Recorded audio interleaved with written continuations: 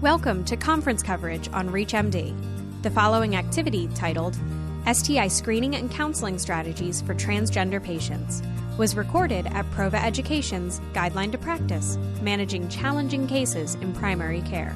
Your host is Dr. Matt T. Rosenberg. The 2015 CDC Treatment Guidelines include transgender men and women as special populations and recommend risk assessment based on current anatomy and sexual behaviors, awareness of symptoms consistent with common sexually transmitted infections, and screening for asymptomatic STIs based on behavioral history and sexual practices. I'm Dr. Matt T. Rosenberg, and joining me is Aiden Harrington, advanced practice nurse and certified nurse midwife at Howard Brown Health in Chicago, Illinois. Today we'll be discussing STI screening, prophylaxis, and treatment recommendations for transgender patients. Aiden, welcome to the program. Thank you. To start, let's review why it's so important for physicians to become sensitive to the needs of LGBTQ patients. So it's important for us to acknowledge that most of us get less than 5 hours of any kind of education related to LGBTQ community. And with about 10 million Americans identifying within the community, or 4.6% of the population in 2016, it bears importance that we start to really address it.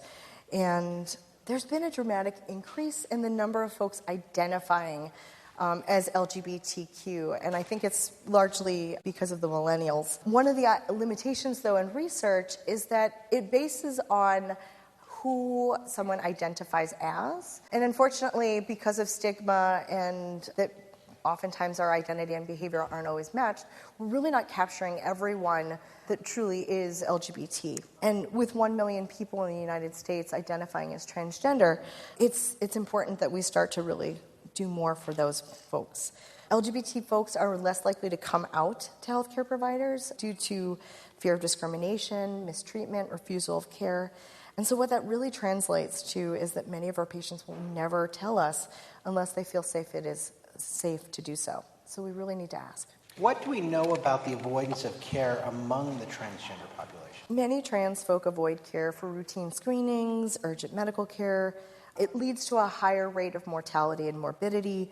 In fact, 19% of trans folks surveyed in the United States reported experiencing some type of refusal of care due to being transgender, including denial of life-saving cancer treatments and emergency care services. To bring it a little bit closer to home for those of us locally, if you live in Illinois, 11% of trans folk reported refusal of care due to a gender identity or expression.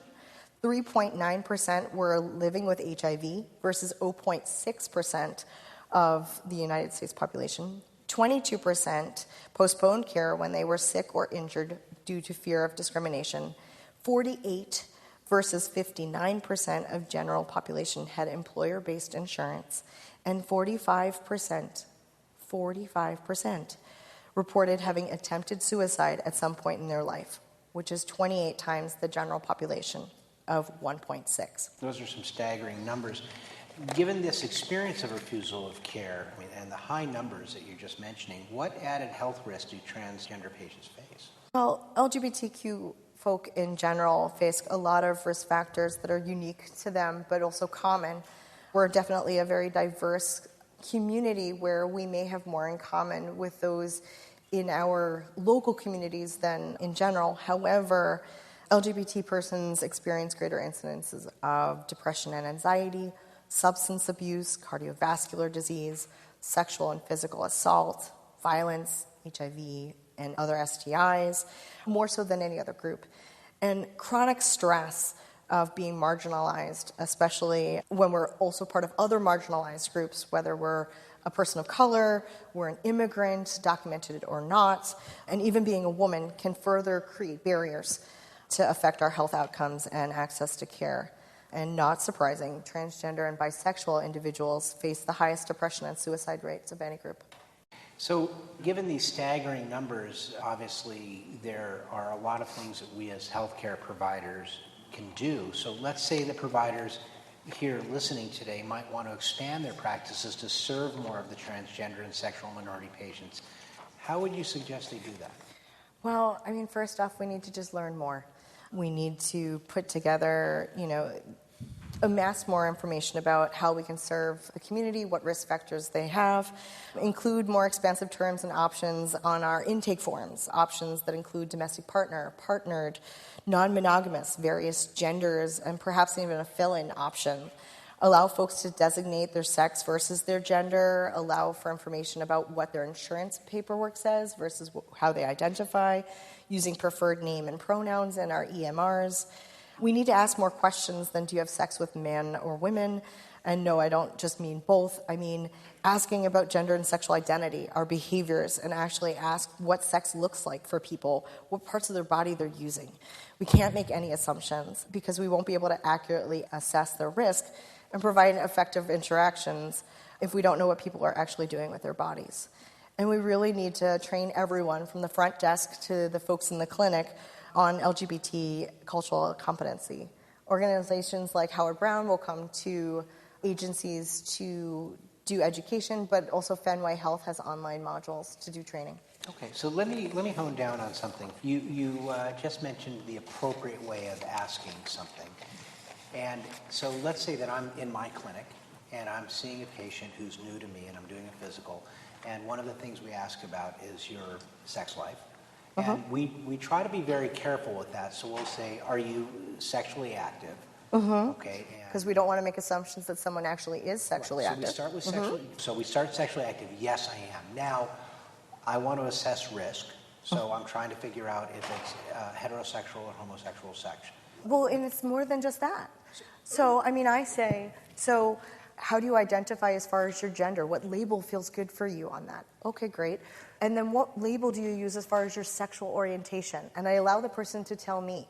They may say heterosexual, they may say homosexual, they may say lesbian, they may say queer, they may say demisexual.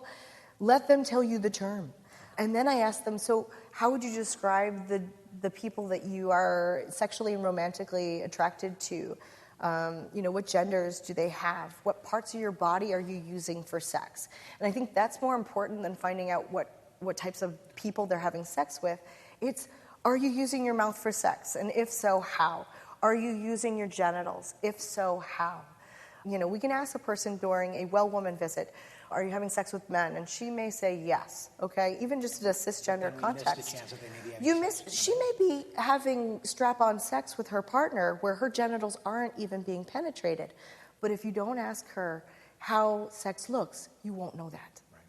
So, I mean, that's even just in somebody not LGBT. This is fantastic information, and I can tell you as a provider, it's not necessarily the most comfortable conversation either way, because if you insinuate to somebody either way, somebody might get upset. So I like that. So starting with it, how do you identify, and then maybe branch into more questions if appropriate.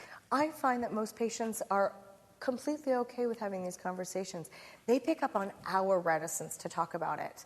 We're nervous about it because we didn't get enough training in how to do these conversations. We don't feel comfortable with sex, but we need to get more comfortable because sex is so important. People that aren't having sex live shorter lives. And then as we get older, we need to worry about HIV because our older populations after menopause, we're not worried about preventing pregnancy. They haven't been told about using condoms for safer sex, and so they're at greater risk for HIV. So let's turn to the subject of HIV risk and focus on men who have sex with men and transgender women who are disproportionately affected by HIV. What role does the primary care provider play in reducing this risk? Well, we need to be screening people. We really need to do a better job about encouraging everyone to get screened consistently. Just because we're in a monogamous relationship doesn't mean that we shouldn't be doing screening. So everyone should get site-specific screening for gonorrhea, chlamydia, syphilis. We should test for HIV, hepatitis. We're seeing more STIs in general among our men who have sex with men and transgender individuals. So those folks need to be targeted, and we need to offer them PEP and PrEP when we can. We need to really identify those folks at risk. Are they using condoms consistently? Are they not? I have about 350 patients on my panel that are on PrEP, and it's been enormous getting to see them take charge of their sexuality. And I've seen a decline in inconsistent condom use among those folks, even though they were already at risk. I'm seeing them really be more empowered to take care of their health and avoid HIV, and they're reducing their risk for sexually transmitted infections as well. So you just mentioned something that I think is really important and I want to emphasize, but can you once again explain PEP and PrEP? Absolutely. So PEP is post-exposure prophylaxis.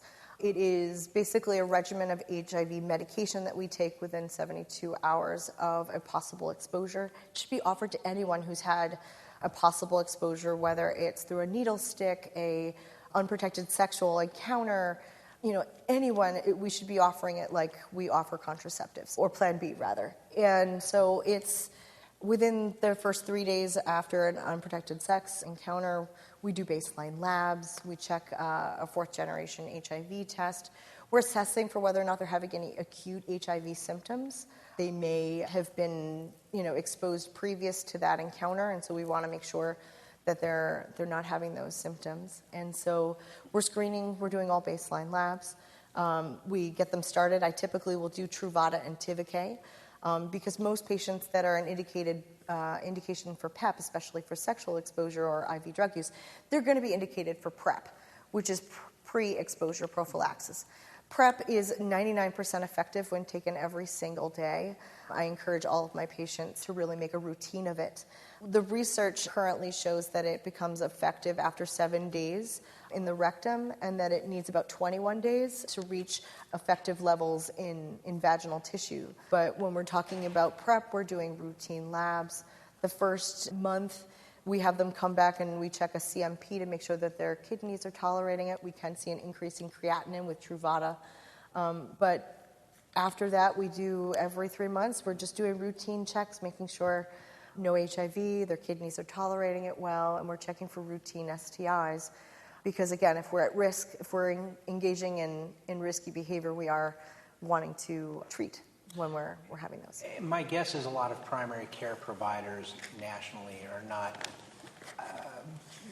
as comfortable with this. But it sounds like the important thing for us to understand, and myself as a primary care provider as well, is to know there are options, post-exposure, pre-exposure, and if I'm not comfortable with it, at least I can help the patient and possibly align them with an infectious disease specialist that can work on this with me. And that way we've really covered the gamut.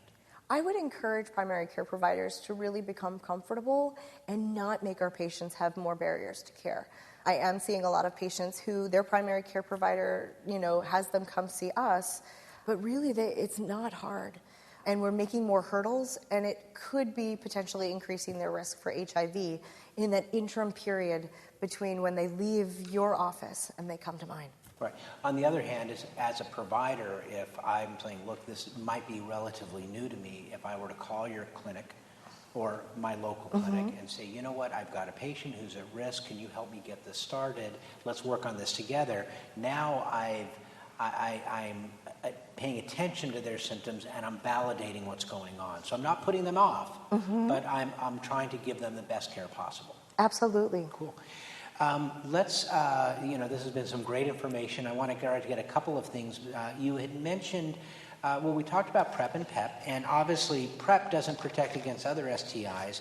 And are we seeing more infection rates among other STIs for patients on PrEP? And does that reflect any communication errors around promiscuity or poor condom use?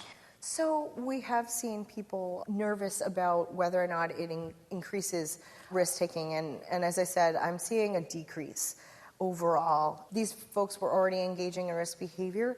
And so by protecting them against HIV, you really are doing an enormous good.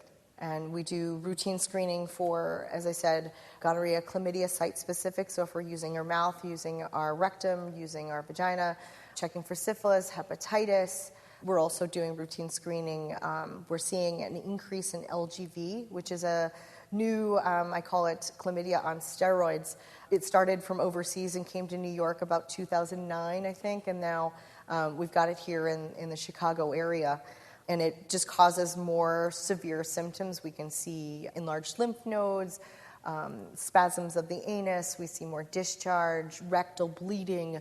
It can be more painful. It requires 3 weeks of doxycycline, 100 milligrams twice a day. It's definitely a longer course of antibiotics to clear it. But because chlamydia is better treated with doxycycline, we typically like to do that treatment even in routine chlamydia. That's great. Well, this has been some fantastic information, and it's a lot to digest, but I think as we're starting this process and opening the doors, we're going to be doing our patients a tremendous service. So I want to thank you for joining me today and kind of enlightening the audience as well as myself. Thank you for having me. This has been conference coverage on ReachMD, provided in partnership with Prova Education. Thank you for joining us.